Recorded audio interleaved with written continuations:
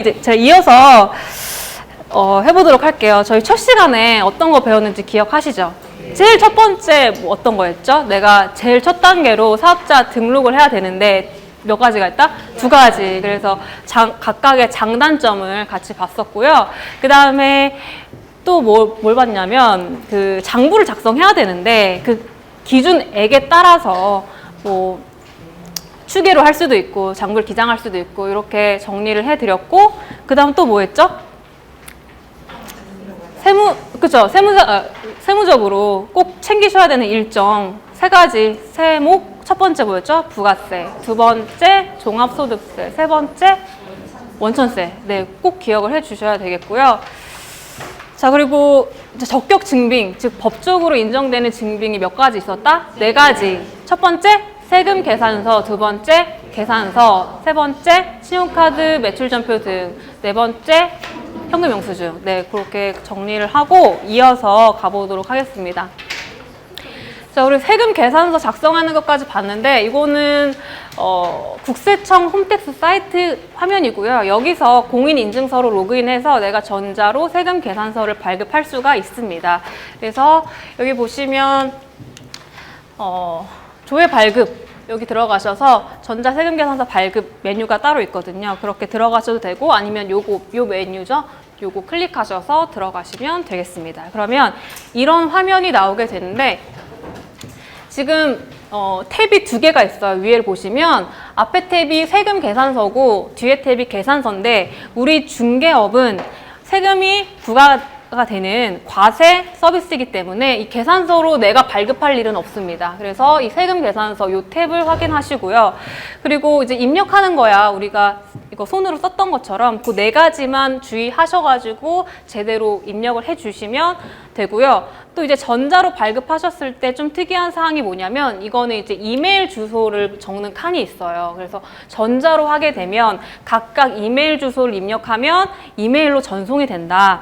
그게 굉장히 편리하니까 이 이메일 주소를 꼭 기재를 해주시면 될 것 같아요. 필수는 아니지만 편리를 위해서.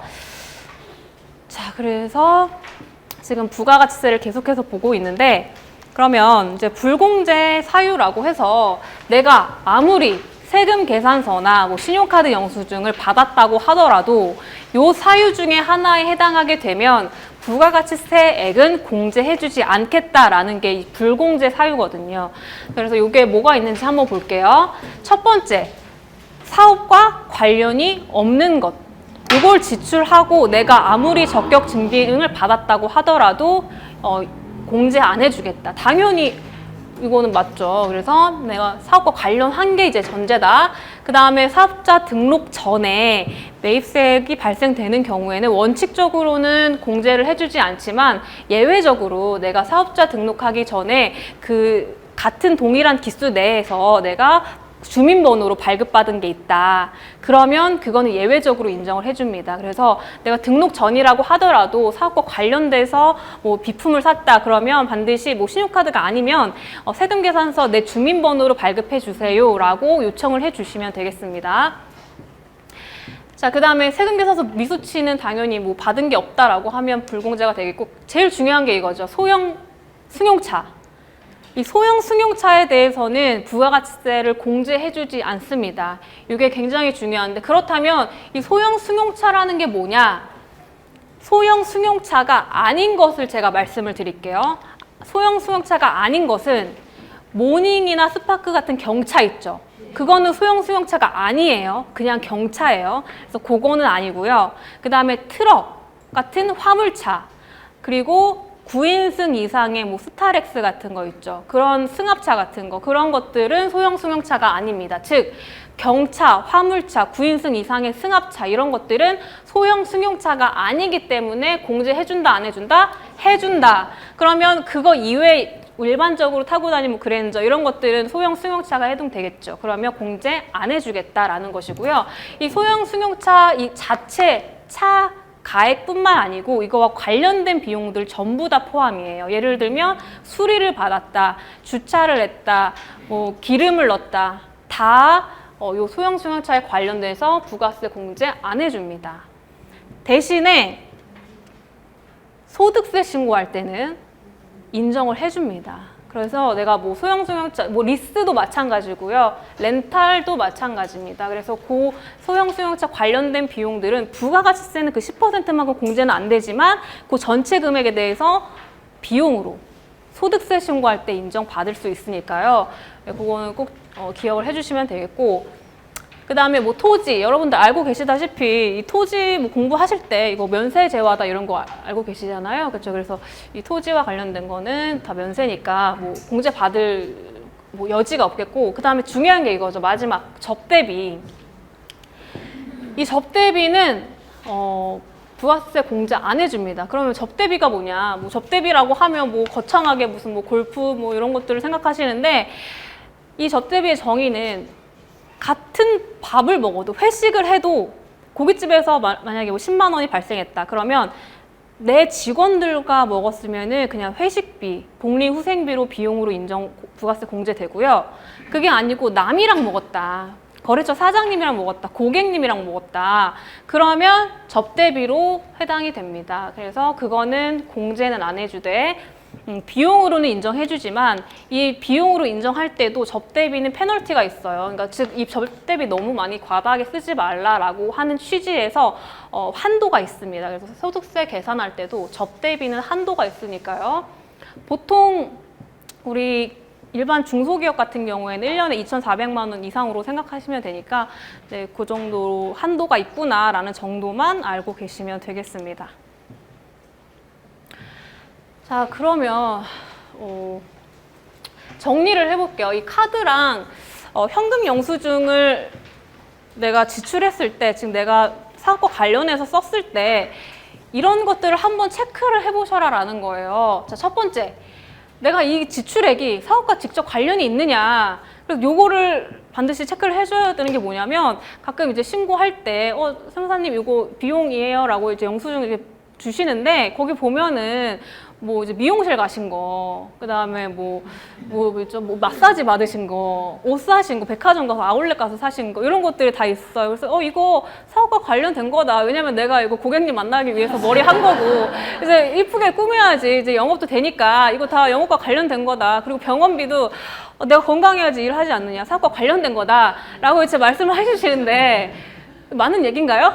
네, 맞는 얘기죠. 저도 동의를 합니다. 그런데 안타깝게도 세법에서는 네, 인정을 안 해줍니다. 그거는 사업과 관련 없다라고 해가지고 인정을 안 해주겠다라는 그 규정이 있어요. 그래서 그런 것들은 아무리 갖고 오셔도 인정을 해줄 수가 없습니다.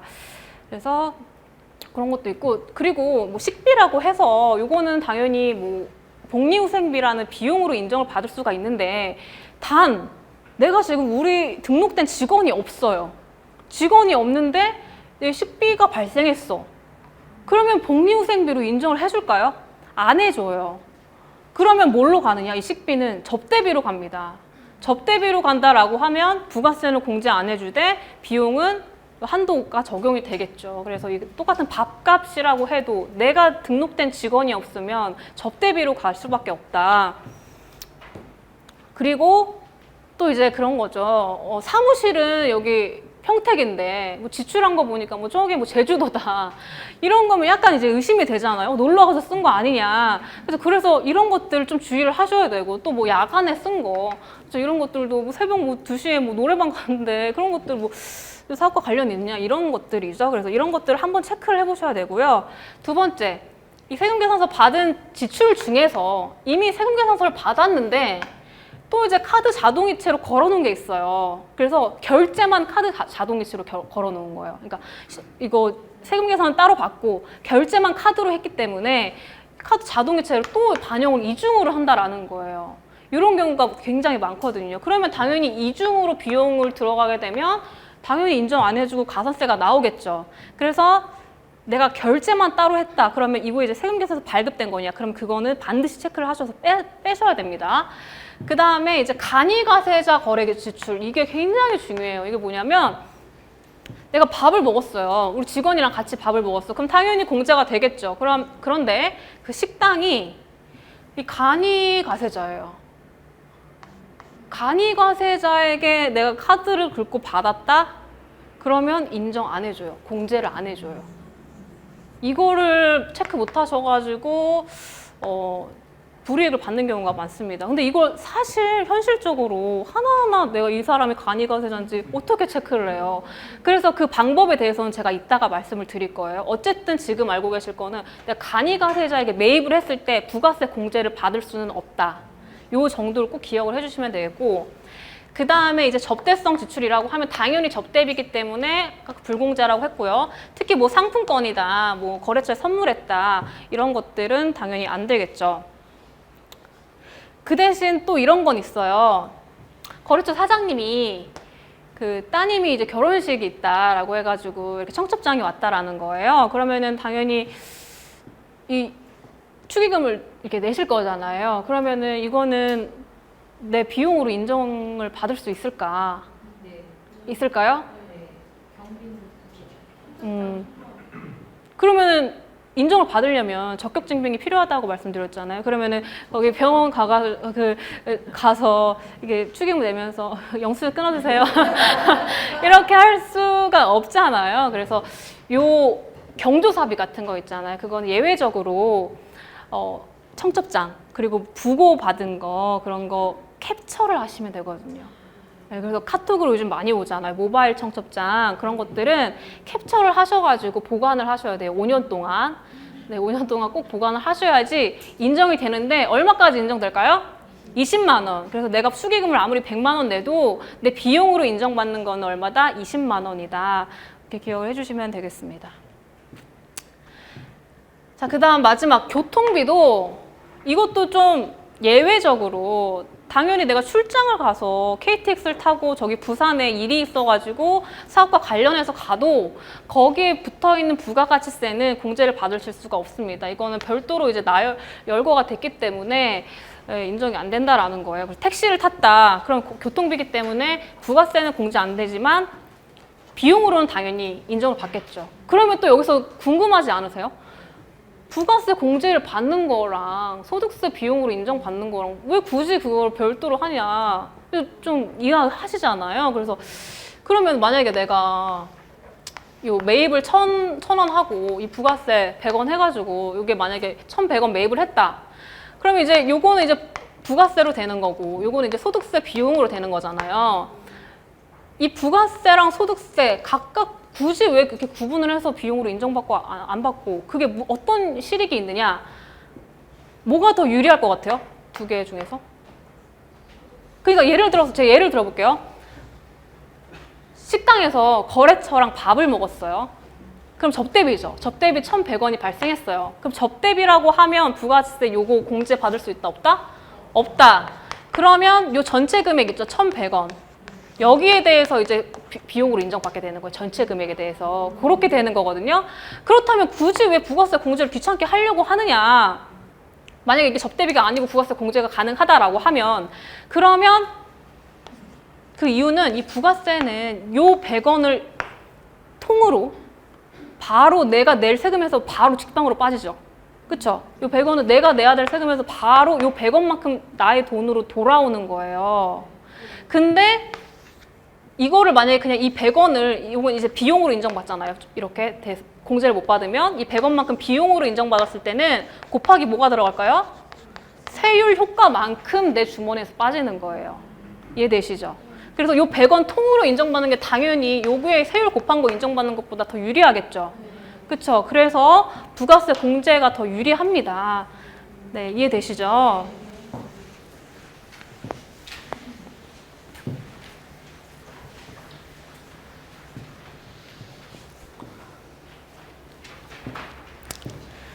자, 그리고 계속 보면 이제 면세 제화 이런 게 나와요. 이거는 제가 왜 말씀드리냐면 또 이제 거래처에서 뭐 개업을 했다라고 했을 때 화환 같은 거 보내잖아요. 그리고 또 이제 우리 사무실에 뭐 신문이나 잡지 같은 거 구독할 수도 있고 그런 것들은 면세 제화나 서비스로 이제 분류가 돼요. 이 면세라는 건 뭐냐면 이 부가세가 면제되는 그런 것들이에요. 그래서 보시면 뭐 이런 것들, 뭐 수돗물 이런 건데 이 수돗물도 재밌는 게 그거죠. 이런 백산수 같은 거, 뭐 삼다수 이런 것들은 부가가치세가 있을까요, 없을까요? 있어요. 똑같은 물이라도 저렇게 이제 삼다수로 먹으면은 내가 부가세를 내고 먹는 거고요. 그게 아깝다. 그러면 내 아리수를 먹으라. 뭐 이런 취지인 것 같은데, 근데 어쨌든 우리 사무실에 뭐 생수를 시킨다. 그쵸? 그래서 생수 시켜서 이용하겠다. 그러면 세금 계산서 발급 받으셔가지고 공제 받으시면 되는 거고, 그게 뭐 아깝다. 그러면 이제 수돗물로 드시면 되는 거죠.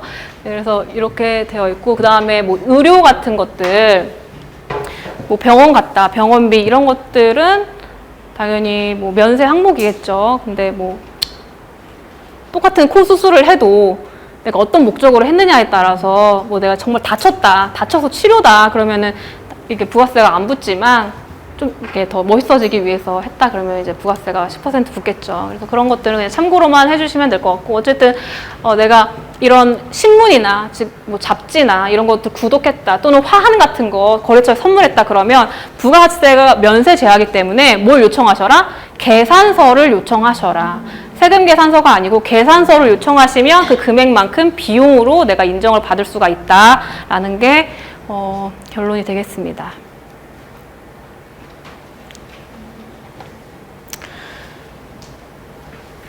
자, 그러면 이제 현금 영수증에 대해서 말씀을 드릴 건데, 이게 정말 중요해요. 이게 정말 우리 중개업에서 뗄래야 뗄 수 없는 게 이 현금 영수증이거든요. 그래서 요거 반드시 꼭 잘 들어주셔야 돼요. 왜냐면 이거 정말 페널티가 크기 때문에. 그래서 보시면 현금 영수증 발급 의무 사업자가 규정이 돼 있어요. 여기서 우리 중개업은 어디 있나요? 여기 있어요. 발급 의무 업종에 이렇게 중개업이 딱 있단 말이죠. 물론 저도 있어요. 그래서 우리는 반드시 현금 영수증을 발급해야 되는 업종이다라는 거고요. 보시면 지금 직전 과세 기간에 수입 금액이 2,400만 원 이상인 소비자 대상 업종 개인 사업자라고 되어 있는데, 그냥 이 업종에 해당하면 이거는 상관없어요. 무조건 발급을 해 주셔야 돼요. 자, 뒤에 보시면, 자, 발급 의무라고 되어 있는데, 우리가 일단 개업을 하잖아요. 개업을 하면 이제 사업 개시일이라고 해서 이제 우리가 딱 개업일에 개시를 했다라고 하는데, 그 개시일로부터 3개월 이내에 여기 발급을 신고를 하셔야 돼요.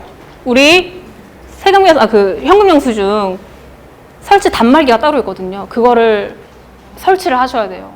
이게 제일 중요한 게 뭐냐면, 개업하시고 얼마나 정신이 없어요. 막 이것도 신경 쓰고 저것도 신경 쓰고 신경 쓸 게 되게 많은데, 요 3개월 넘어가서 내가 현금 영수증 발행 신고를 하시면 그게 과태료가 생긴다라는 거죠. 그래서 그 금액만큼 이 수익 금액의 1% 그 기간만큼, 그 넘어간 기간만큼 수익 금액의 1% 가산세가 있습니다. 그래서 이 가입을 반드시 해 주셔야 돼요. 현금 영수증 발급 단말기 설치 가입을 하셔야 되고요. 자, 그다음 두 번째 보시면 이게 제일 중요해요. 여기에 좀 밑줄을 쳐주세요. 거래 상대방의 발급 요구가 없어도, 이게 제일 중요합니다. 고객이 발급 안 해도 돼요. 발급 안 해주셔도 돼요. 라고 해도 10만 원 이상의 경우, 수수료 10만 원 이하로 받으실 일 있을까요? 있으시면 제가 좀 마음이 아픈데 없으실 거죠? 그러니까 무조건 다 발급을 해야 된다라고 그냥 생각을 하세요. 뭐 이거 금액 따지지 마시고요. 어쨌든 발급 요구가 있건 없건 나는 무조건 발급을 하겠다라고 생각을 꼭 하셔야 됩니다. 단 세금계산서를 이미 발급했다. 그럼 당연히 그거는 발급 안 해도 되겠죠. 그러니까 선택이에요. 네, 세금계산서를 발급하든지 아니면 현금 영수증을 발급하든지 둘 중에 하나다 보시면 되고, 그 다음에 그러면 요청을 안 했다, 고객이. 그러면 내가 어떤 번호로, 왜냐면 그 휴대폰 번호로 발급을 하잖아요. 그럼 어떤 번호로 하느냐? 이 국세청 지정 번호가 있습니다. 그래서 010-000-1234 이 번호로 해가지고 받은 금액만큼 현금 영수증을 발급하셔야 됩니다. 그래서 자, 만약에 내가 수수료 100만 원 받았는데 그거를 현금영수증 발급 안 했다. 얼마 가산세예요? 20만 원. 20만 원 가산세예요. 굉장히 큽니다. 그래서 내가 요 매출에 대해서는 피해 갈 수가 없다라고 보시면 되고, 특히나 이런 제도가 있기 때문에 뒤통수 맞는 경우가 많아요. 뭐냐면 이 신고 포상금이거든요. 이 세파라치라고 하죠. 그래서 앞에서는 발급 안 해주셔도 돼요 라고 해놓고, 이제 좀 사람이라는 게 뒤돌아서면 또 모르잖아요. 뭐 중개 뭐 서비스에 좀 뭐 불만이 있다든지 뭐 그런 경우에 이제 포상금이 있기 때문에 당연히 신고를 할 수가 있어요. 그래서 결제를 거부하거나 또는 사실과 다르게 발급을 했다, 적게 신고했다, 그런 경우에는 이제 신고 대상이 되는 것이고, 그러면 이 신고한 사람에게 포상금이 나갑니다. 얼마가 나가냐면 그 금액의 20%. 그러니까 우리가 가산세 낸 거 그대로 그 사람한테 준다라고 보시면 돼요. 그래서 굉장히 크죠. 그러니까 이것도 감안을 해 주셔야 됩니다. 그래서 제가 팁을 하나 드리자면, 사업 초기부터 현금 영수증 가맹점 가입은 무조건 먼저 해 두시고, 그 다음에 뭐 10만 원 이상이라고 써 있는데 그냥 무조건 현금 거래는 현금 영수증 발행한다 라고 이 두 가지만 꼭 기억을 해 주시면 될 것 같습니다. 그렇다면 현금 영수증 가맹점은 어떻게 가입을 해야 되느냐, 방법을 말씀드리자면, 자, 세 가지 중에 하나를 선택하셔서 가입을 하시면 돼요. 첫 번째, 신용카드 단말기 설치 업체가 있어요.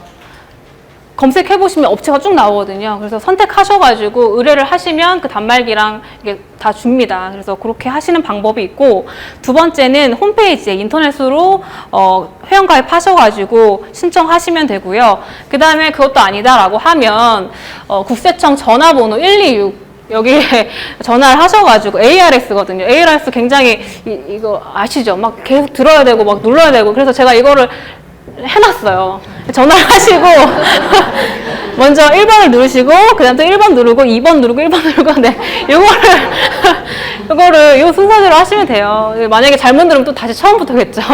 그래서 요 세 개 중에 편한 거 한 개로 선택하셔가지고 반드시 가맹점 가입을 해 주셔야 되겠습니다. 그래서 요거는 참고로 그 사업자 홈페이지, 현금영수증 사업자 홈페이지고요. 여기서 마음에 드시는 거 뭐 선택하셔가지고 가입을 해주시면 되겠습니다.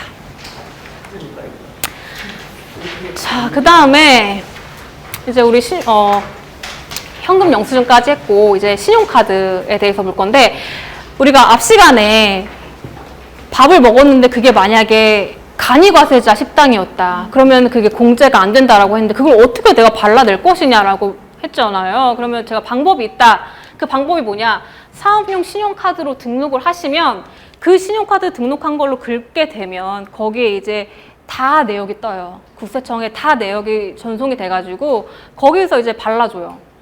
이건 간이사업자 거다, 불공제다, 이게 다 발라지거든요. 그래서 정말 편리한 것 중에 하나가 요거 사업용 신용카드예요. 그래서 이거는 그냥 무조건 등록을 해 주셔야 돼요.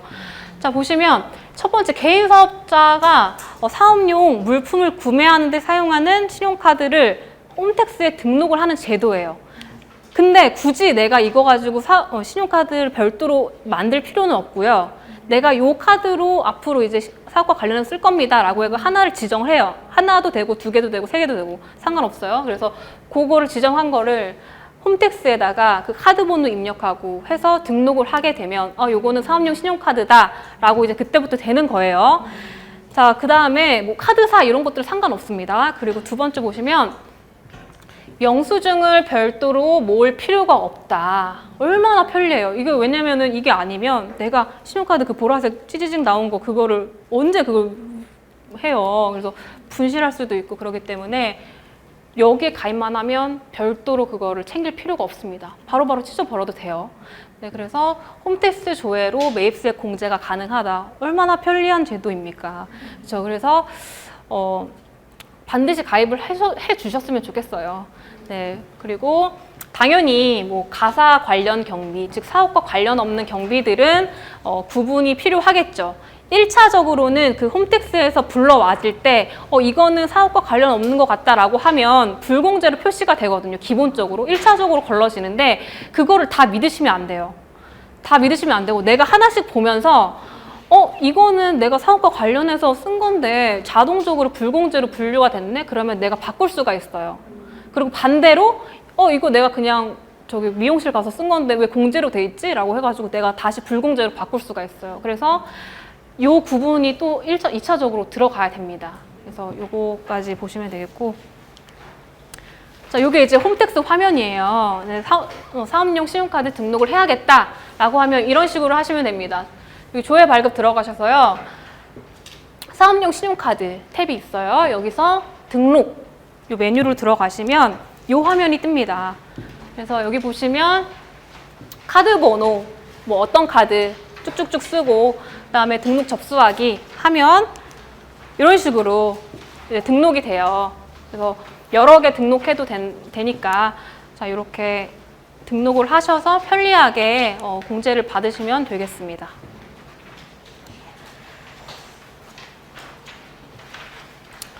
자 그리고 이것도 이제 놓치시는 분들이 굉장히 많은데 신용카드 매출전표 등 발급세 공제 지금까지 우리가 현금영수증 반드시 우리가 발급을 해야 되고 아니면 세금계산서 발급해야 되고 이런 것들이 다 뭘로 노출이 될까요? 우리의 매출로 다 노출을 시켜라 라는 취지로 이렇게 되는 거잖아요. 그러면은 우리는 발급 의무 업종이니까 남는 것도 없는데 다 매출 다 오픈되고 좀 그렇지 않느냐라는 거예요. 그래서 그런 분들을 위해서 조금 혜택을 주겠다. 나라에서 좀 혜택을 주겠다. 너네가 매출 오픈한 만큼. 그래서 그게 이제 신용카드 매출 전표 등 발급 세액 공제예요. 그래서 보시면 영수증 발급 의무자, 우리죠. 우리가 신용카드 매출 전표 등이라고 하면 현금 영수증도 포함되고요. 네. 그 다음에 직불 체크카드 이런 것들 다 매출 해당되는 거예요. 그래서 여기에 해당하는 그 매출을 우리가 신고했다라고 하는 경우에 세금을 깎아줍니다. 얼마를 깎아주느냐? 그 발행 금액의 1.3%를 세액으로 바로 깎아줘요.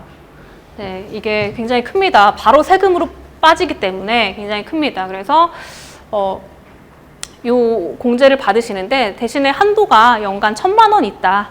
이 정도만 알고 계시면 되겠습니다. 그래서 요거는 부가세 신고할 때 놓치는 경우가 많으니까 놓치지 말고 이 세액 공제도 반드시 받으셔야 되겠습니다.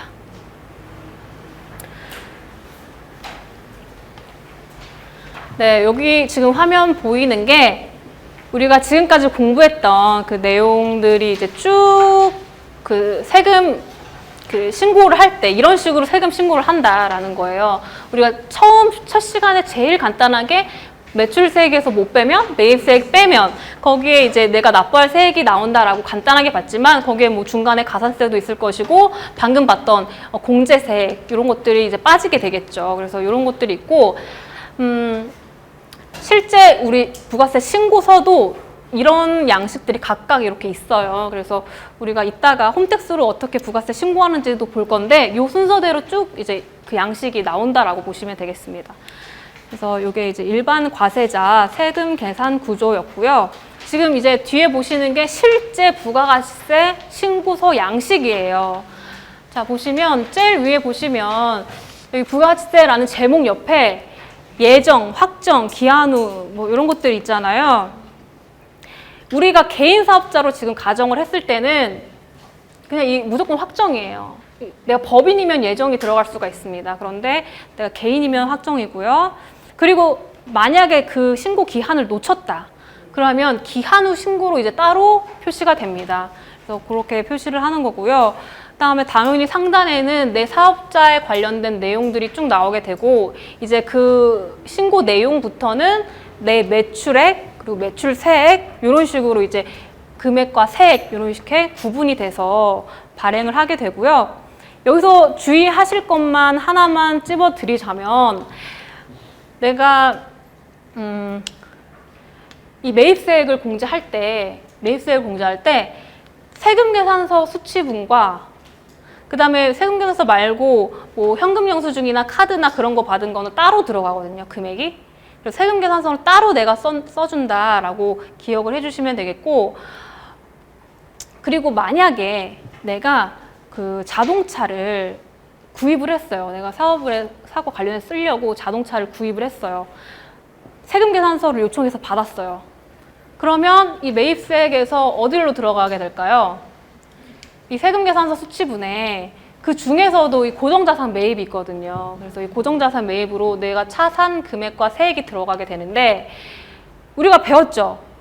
그냥 소형 승용차인 경우에는 부가가치세 불공제된다.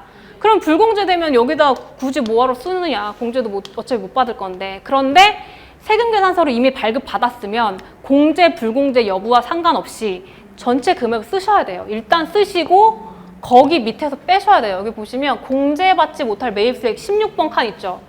여기서 불공제되는 거 금액 세액 따로 빼셔야 돼요.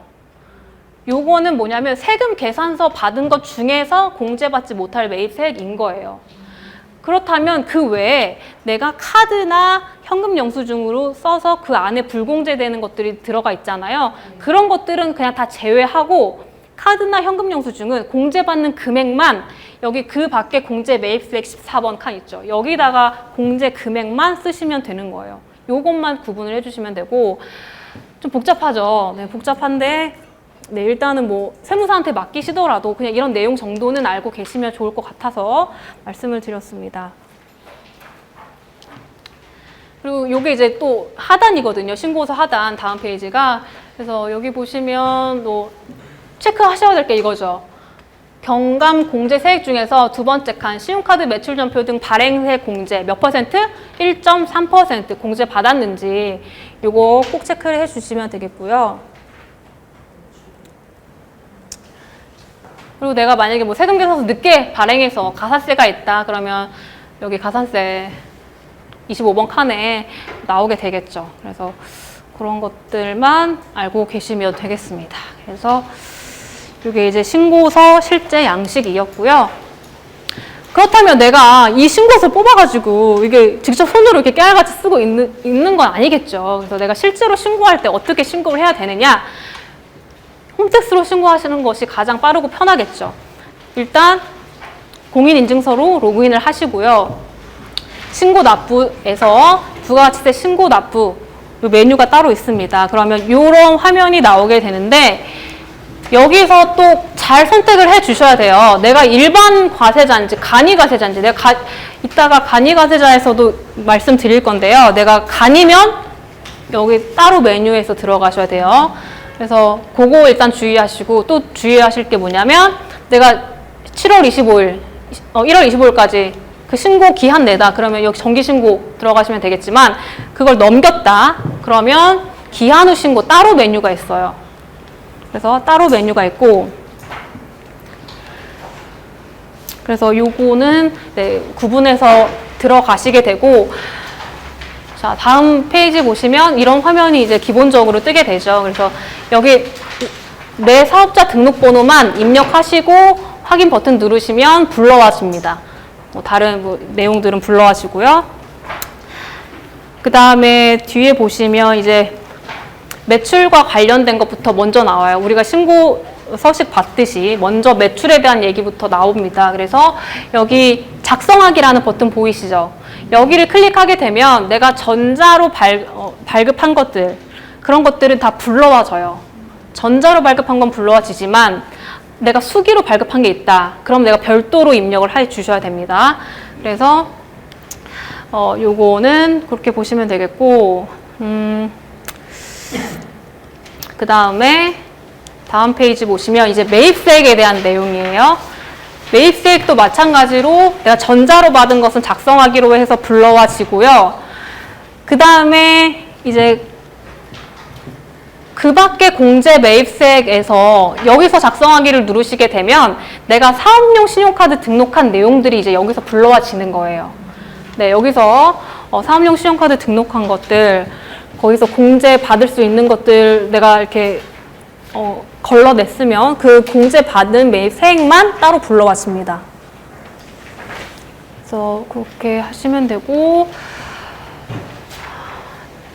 그리고 공제받지 못할 매입세액도 이게 어떤 사유냐. 우리가 공제받지 못할 매입세액, 뭐 접대비도 있었고, 뭐 자동차도 있었고, 여러 가지 있었는데 거기 중에 어떤 사유냐, 이런 것들도 이제 체크를 해 주셔야 됩니다. 그래서 그런 것들을 이제 하시게 되면 이제 다음 페이지에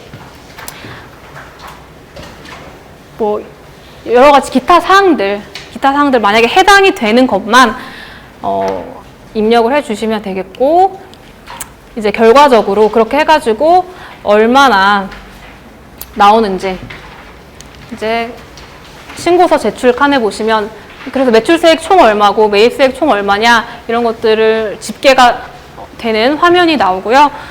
결과적으로 신고서 제출하기라는 메뉴를 누르시면 신고가 되는 건데, 이런 경우도 있을 수 있잖아요. 내가 이렇게 해가지고 불러오게 해서 내가 입력할 거 입력하고 해서 신고를 했어요. 신고서 제출했어요. 그런데 내가 발견 못했던 수기 세금 계산서를 내가 나중에 알고 발견했어요. 그런데 그 발견한 날짜가 7월 25일, 1월 25일 이전이다. 신고서 기한 내에다. 신고 기한 내다. 그러면 다시 그걸 반영하셔가지고 다시 작성하시면 돼요. 그러면 신고서 제출하기 하면 최종적으로 제출한 것만 신고가 들어가게 되는 거예요. 기한 내면은, 기한 내면 최종적으로 신고한 게 들어가게 된다.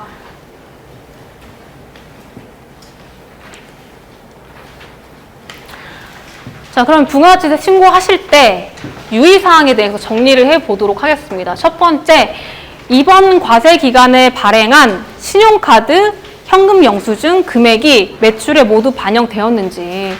왜냐면은 우리 중개업 같은 경우에는 그 업종 특성상 거래 신고를 하게 되잖아요. 시청구청에. 거래 신고 건수가 어차피 다 뜬단 말이에요. 부동산 거래할 때는 그게 건수가 다 들어가기 때문에 건수는 20건인데 이거 신용카드, 현금영수증, 세금계산서 이거 건수가 뭐 15건밖에 안 되네?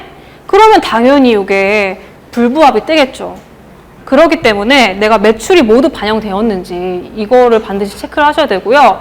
특히나 이 매출을 만약에 누락했을 경우에는 이 부가가치세가 문제가 되는 그것뿐만 문제가 되는 것이 아니고, 당연히 내가 이제 소득세 신고할 때 그만큼 누락된 거에 대해서 소득세 더 늘어나게 되고요.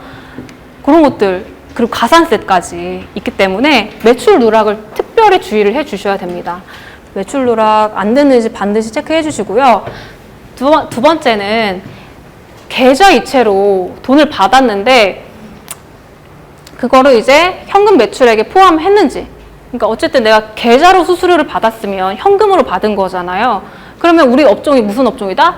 현금영수증 발급 의무 업종이다. 그럼 그거에 대해서 당연히 현금영수증 발급해야 된다. 그걸 했는지 안 했는지 체크를 반드시 해 주셔야 된다라는 겁니다.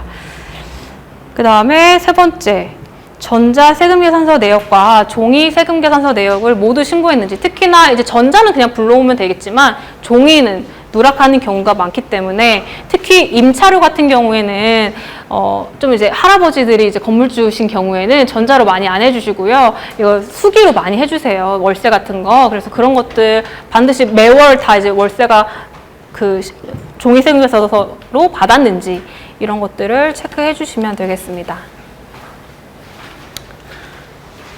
자, 그러면 이제 신고할 때 준비해야 되는 서류가 뭐가 있는지.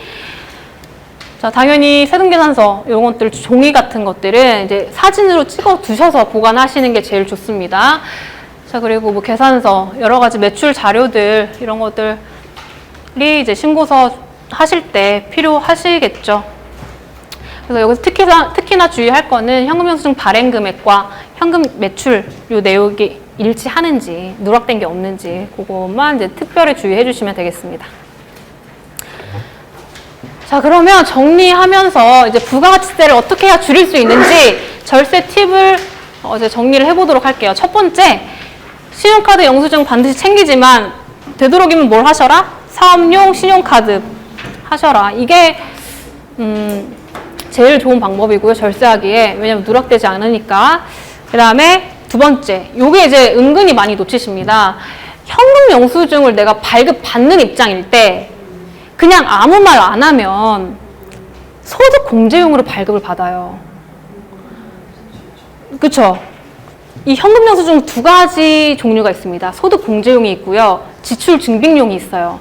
우리가 사업상 부가가치세 그리고 비용을 인정받기 위해서는 지출증빙용, 즉 사업자용으로 따로 요청을 해 주셔야 된다라는 겁니다. 그래서 요거 놓치시는 경우가 많습니다. 내가 만약에 잘못 받았다, 소득공제용으로, 그러면 내가 홈택스 들어가서 바꿀 수가 있습니다. 그래서 그렇게 바꿔주셔도 되고요. 자, 그 다음에 세 번째, 임차료 공과금에 대한 전자세금계산서. 이것도 많이들 놓치십니다. 이건 뭐냐면 우리 사무실에 전기요금 같은 거 있잖아요. 그게 누구 명의로 됐는지 한번 체크를 해보세요. 누구 명의로. 그래서 그냥 내 명의로 그냥 내 개인 명의다. 그러면은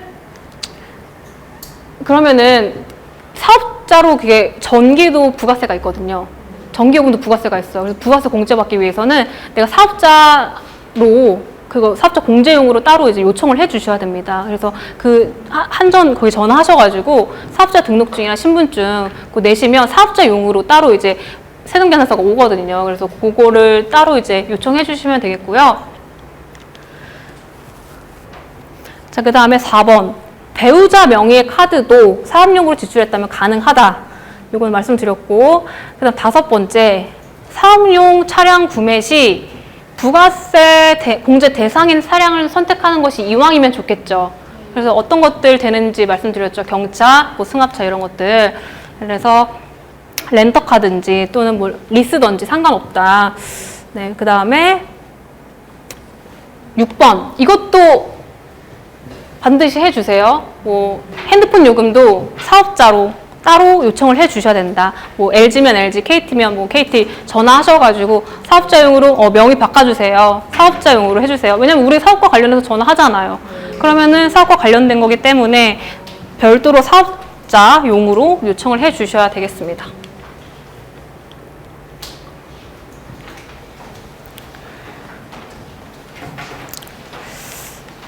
자, 그러면